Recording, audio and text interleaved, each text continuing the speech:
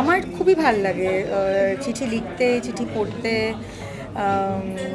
আমি আবার একটা রাফে লিখি, হ্যাঁ, তারপর সেখানে বানান টানান ঠিক করে আবার ফেয়ার খাতায় লিখি, তারপরে একটা ভালো সুন্দর সেন্টেড কি বলবো হ্যান্ডমেড পেপারে আবার রঙিন পেন দিয়ে লিখি।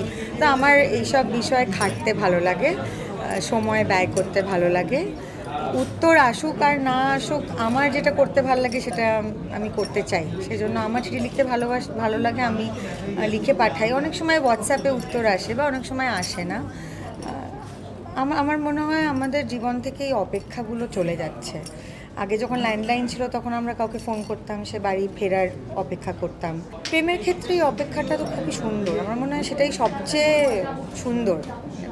প্রেমটা হয়ে গেলে বা তারপরে ঠিক আছে সেটা চললো, পরিপূর্ণতা পেলো বা পেলো না, কিন্তু অপেক্ষাটাই সবচেয়ে সুন্দর। সেটা অনুভব করতে তো ভালোই লাগে।